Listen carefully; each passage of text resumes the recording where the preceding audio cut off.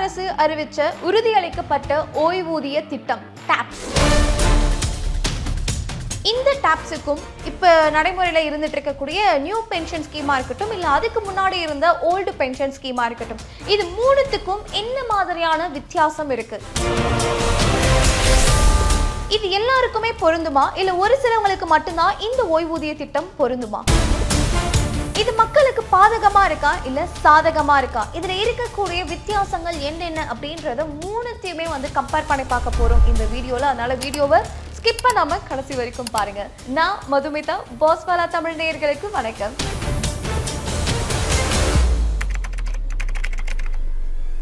நம்மளுடைய தமிழக அரசாங்கம் உறுதியளிக்கப்பட்ட ஓய்வூதிய திட்டம் டாப்ஸ், தமிழ்நாடு அஷ்யூர்டு பென்ஷன் ஸ்கீமை அறிமுகப்படுத்தியிருக்காங்க. பல தரப்பில் இதுக்கு வரவேற்பும் இருக்கு. இன்னும் ஒரு சிலர் இல்லை இது சரிப்பட்டு வராதுன்னு எதிர்ப்பும் தெரிவிச்சுட்டு இருக்காங்க. அது பக்கம் நம்ம போக வேண்டாம். ஸோ இந்த டாப்ஸ் திட்டத்தில் எந்த மாதிரியான விஷயங்கள் இருக்கு, ஏன் இதை மெயினாக கொண்டு வந்தாங்க அப்படின்னு பார்த்தீங்கன்னா, 2003க்கு முன்னாடி வரைக்கும் ஓல்டு பென்ஷன் ஸ்கீம் இருந்தது. 2003க்கு அப்புறமா என்ன பண்ணாங்க அப்படின்னா, அதில் ஒரு சில மாற்றங்களை பண்ணி நியூ பென்ஷன் ஸ்கீம் அப்படின்ட்டு சொல்லியிருந்தாங்க. இந்த நியூ பென்ஷன் ஸ்கீம் பல பேருக்கு ஏன் பிடிக்கல அப்படின்னு பார்த்தீங்கன்னா, இது எம்ப்ளாயி சைட்லேருந்து ஒரு கான்ட்ரிபியூஷன் இருந்துச்சு. ஸோ அதனால இது மக்களுக்கு ஏதுவாகவே இல்லை. அதே மாதிரி மாதம் மாதம் பென்ஷன் வந்துட்டு இருந்துச்சு. அந்த மாதிரி இல்லாமல் லம்சம் ஒரு செட்டில்மெண்ட்டாக கொடுத்துட்டு இருந்தாங்க நியூ பென்ஷன் ஸ்கீம். அதனால எங்களுக்கு அது வேண்டாம், எங்களுக்கு பழசு தான் வேணும் அப்படின்னு பல தரப்பில் போராட்டங்கள் நடத்திட்டு இருந்தாங்க. டிஎம்கே ஆட்சியில் வரும்போது வாக்குறுதியாக கொடுத்த ஒரு விஷயம், நாங்கள் ஆட்சிக்கு வந்ததுக்கு அப்புறமா இது ஒரு பெரிய மாற்றம் இருக்கும் அப்படின்னு சொல்லியிருந்தாங்க. ஸோ இப்போ இந்த டாப்ஸில் என்ன விஷயங்கள் சொல்லியிருக்காங்க, என்னெல்லாம் இருக்கு அப்படின்னு நம்ம தெரிஞ்சுக்கணும்னா, இதுக்கு முன்னாடி இருந்த அந்த 2 பென்ஷன் ஸ்கீம்லையுமே என்ன இருந்துச்சுன்னு தெரிஞ்சாதான் அதுக்கும் இதுக்கும் எவ்வளவு வித்தியாசம் இருக்கு அப்படின்றத நம்மளால புரிஞ்சுக்க முடியும். ஸோ ஓல்டு பென்ஷன் ஸ்கீம், அதாவது 2003க்கு முன்னாடி வரைக்குமே இருந்த ஒரு பென்ஷன் ஸ்கீம் இருந்துச்சு இல்லையா, அதுல என்ன மாதிரியான விஷயங்கள் இருந்தது அப்படின்றத நம்ம ஃபர்ஸ்ட் பார்த்துடலாம். ஸோ ஓல்டு பென்ஷன் ஸ்கீம்ல எவ்வளவு பென்ஷன் நம்ம வாங்கிட்டு இருந்தோம் அப்படின்னு பார்த்தீங்கன்னா, கடைசியாக ஒரு எம்ப்ளாயி வேலை பார்த்து அவங்களுடைய சம்பளம் இருக்கு இல்லையா, ஃபார் எக்ஸாம்பிள் ரிட்டையர் ஆகும்போது அவருக்கு ஒரு 1 லட்ச ரூபாய் சம்பாதிச்சிருக்காரு அப்படின்னும் போது அதுலேருந்து 50% பென்ஷனாக மாதம் வாங்கிட்டு இருந்தாங்க. ஸோ 1 லட்சம் அப்படின்னும் போது 50,000 மாதம் பென்ஷனாக வாங்கிட்டு இருந்தாங்க. ஸோ அதே மாதிரி எப்படி கவர்மெண்ட் எம்ப்ளாயிஸ்க்கு இயர்லி ட்வைஸ் இந்த டியரன்ஸ் அலோவன்சஸ் கொடுக்குறாங்களோ, அதே மாதிரி பென்ஷன் வாங்குறவங்களுக்குமே அந்த டியரன்ஸ் அலோவன்சஸ் இன்க்ரீஸ் ஆச்சு. அவங்களுக்கு என்ன தொகை கொடுக்குறாங்களோ அதே தொகை இங்கே பென்ஷன் வாங்குறவங்களுக்குமே அந்த டியரன்ஸ் அலோவன்சஸ் கொடுக்கப்பட்டுச்சு. ஸோ இப்போ ஒருத்தவங்க பென்ஷன் வாங்கிட்டு இருக்காங்க, அவங்க இறந்ததுக்கு அப்புறமா அவங்களுடைய நாமினிஸ், அதாவது குடும்ப உறுப்பினருக்கு அந்த பென்ஷன் போய் சேரும் இல்லையா.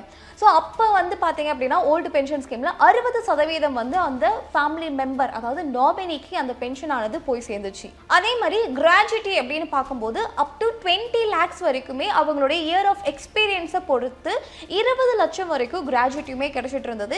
ஸோ இதில் இருக்கக்கூடிய ஒரு பெனிஃபிட் என்ன அப்படின்னு பார்த்தீங்கன்னா, மாதம் ஒரு குறிப்பிட்ட தொகை பென்ஷனாக இவங்களால தொடர்ந்து வாங்கிட்டு இருக்க முடியும். அதை தாண்டி இன்னும் குறிப்பாக சொல்லணும் அப்படின்னா, இந்த ஓல்டு பென்ஷன் ஸ்கீம்ல கான்ட்ரிபியூஷன், அதாவது ஒரு எம்ப்ளாயியோடைய கான்ட்ரிபியூஷன் அப்படின்றது எதுவுமே கிடையாது. முழுக்க அரசாங்கத்துடைய கான்ட்ரிபியூஷன் மட்டும்தான் இருக்குமே தவிர, எம்ப்ளாயி சைட்ல இருந்து ஒரு கான்ட்ரிபியூஷன், ஒரு குறிப்பிட்ட அமௌண்ட் நம்ம கான்ட்ரிபியூட் பண்ணணும் அப்படின்றது இந்த ஓல்டு பென்ஷன் ஸ்கீம்ல கிடையாது.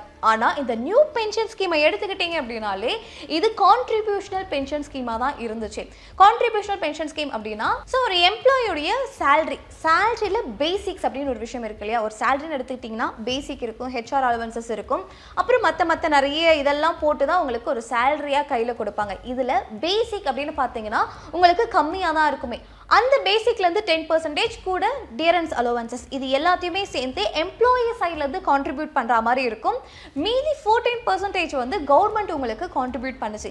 ஸோ இதனால தான் இந்த ஸ்கீமை பல பேர் எதிர்த்தாங்க அப்படின்னு சொல்லலாம். அண்ட் அதை தாண்டி இந்த ஸ்கீமை பல பேர் வேணாம் அப்படின்னு சொன்னதுக்கான முக்கியமான ரீசனுமே, இந்த கான்ட்ரிபியூஷன்லாம் பண்ணி நம்மளுக்கு லாஸ்ட்டாக ஒரு பென்ஷன் வருதுன்னு வச்சுக்கோங்களேன், அந்த பென்ஷன் ஆனது மாதம் ஒரு வருமானம் மாதிரி இருந்துச்சுன்னா அது கொஞ்சம் ஈஸியாக இருக்கும். ஒரு லம்சம் அமௌண்ட்டாக செட்டில்மெண்ட்டாக கொடுக்குறீங்க அப்படின்னும் போது அதை பல பேரால் அக்செப்ட் பண்ணிக்க முடியல அப்படின்னு தான் சொல்லணுமே. ஸோ உங்களுடைய ரிட்டையர்மெண்ட் பீரியட் முடியும் போகும்போது உங்களுடைய இயர் ஆஃப் எக்ஸ்பீரியன்ஸ் எல்லாத்தையுமே கால்குலேட் பண்ணி லம்சம் அமௌண்ட்டாக உங்களுக்கு என்ன பண்ணாங்க அப்படின்னா ஒரு செட்டில்மெண்ட்டாக கொடுத்தாங்க.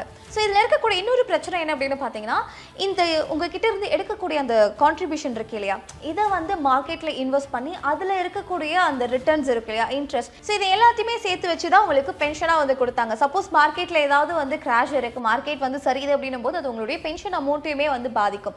ஸோ அதனால தான் இதை நிறைய பேர் வந்து வேண்டாம் அப்படின்னு வந்து எதிர்ப்பு தெரிவிச்சாங்க.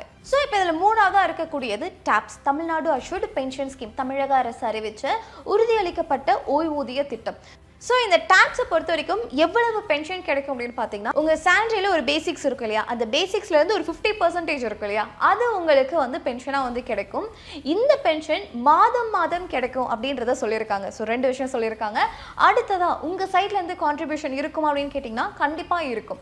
ஸோ உங்களுடைய மாத வருமானத்திலிருந்து பேசிக்ஸ்லேருந்து 10% கூட டிஏ அலோவன்சஸ், அதாவது டியரன்ஸ் அலோவன்சஸ், இது ரெண்டுமே சேர்த்து 10% நீங்கள் கான்ட்ரிபியூட் பண்ணுற மாதிரி இருக்கும். மீதம் இருக்கக்கூடியது அரசாங்கம் நாங்க கான்ட்ரிபியூட் பண்ணிடுவோம் அப்படின்னு சொல்லியிருக்காங்க. பட் இப்போ வரைக்குமே எவ்வளவு பெர்சன்டேஜ் இவங்க வந்து கான்ட்ரிபியூட் பண்ண போறாங்க அப்படின்றத எங்கேயுமே வந்து தெளிவா சொல்லல. இன்னும் 2 வாரங்கள்ல வந்து கவர்மெண்ட் ஆர்டர் வந்து நான் ரிலீஸ் பண்ணிடணும் அப்படின்னு சொல்லியிருக்காங்க. ஸோ அதில் ரிலீஸ் பண்ணும்போது கண்டிப்பா இதுக்கான எல்லா விவரமும் அதில் இருக்கும். 2 வாரம் வரைக்கும் வெயிட் பண்ணிட்டோம் அப்படின்னும் போது ஸோ இதில் இருக்கக்கூடிய ஒரு சில சந்தேகங்கள் நம்மளுக்கு கிளியர் ஆயிடும். ஸோ இதில் அடுத்து இருக்கக்கூடியது டியரன்ஸ் அலோவன்சஸ்.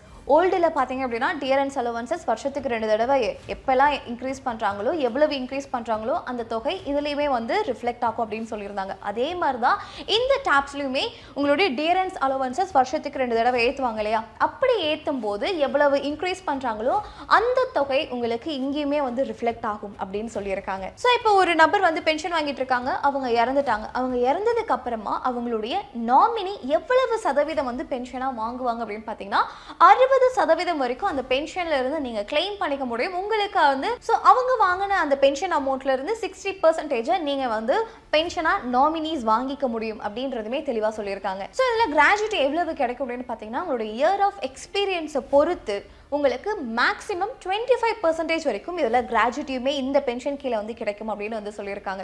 ஓகே, ஸோ இப்போ வந்து நம்ம old pension scheme, new pension scheme, டாப்ஸில் என்ன மாதிரியான வித்தியாசங்கள் இருந்துச்சு, என்னென்னலாம் வந்து டாப்ஸில் சொல்லியிருக்காங்க அப்படின்றத பார்த்துட்டோம். ஓகே, ஸோ இப்போ இந்த உறுதியளிக்கப்பட்ட ஓய்வூதிய திட்டம் யாருக்கெல்லாம் கிடைக்கும் அப்படின்ட்டு கண்டிப்பாக நம்ம தெரிஞ்சுக்கணும்.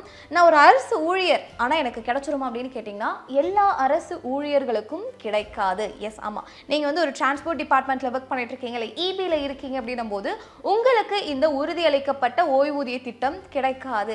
அரசு கஜானாலிருந்து யாருக்கெல்லாம் வந்து சம்பளம் போகுதோ அவங்களுக்காக தான். இப்போ கவர்மெண்ட் எம்ப்ளாயீஸாக இருக்கட்டும், கவர்மெண்ட் டீச்சர்ஸ் இருப்பாங்க இல்லையா, ஸோ இவங்களுக்கெல்லாம் மட்டும்தான் இந்த டாப்ஸ் திட்டத்தின் கீழே பென்ஷன் வந்து கிடைக்கும் அப்படின்னு வந்து சொல்லியிருக்காங்க.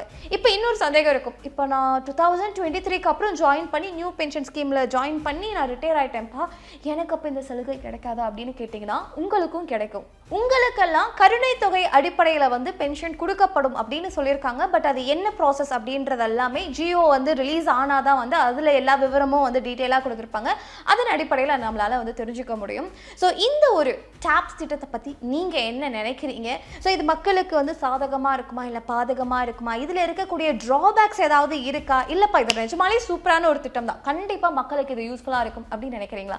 எல்லாத்தையுமே உங்களுடைய ஒப்பீனியன்ஸாக இருக்கட்டும், இல்லை நீங்கள் ஏதாவது என்கிட்ட சொல்லணும்னு நினைக்கிறீங்களா, அதை கூட இந்த வீடியோடைய கமெண்ட் செக்ஷனில் நீங்கள் தாராளமாக என் கூட வந்து ஷேர் பண்ணிக்கலாம். உங்கள் கருத்துக்களை வந்து படிக்கிறதுக்கு நான் ரொம்ப ஆர்வமாக இருக்கேன். ஸோ ஏன்னா கண்டிப்பாக எல்லாருக்குமே வேறு வேறு கருத்துக்கள் இருக்கும் இல்லையா? ஸோ உங்களுடைய கருத்துக்களை தாராளமாக இந்த வீடியோடைய கமெண்ட் செக்ஷனில் அதை சொல்லுங்கள். இந்த மாதிரி இன்னொரு சுவாரஸ்யமான வீடியோவில் உங்களை வந்து சந்திக்கிறேன். Thank you so much. Boss Wallah. Be the boss.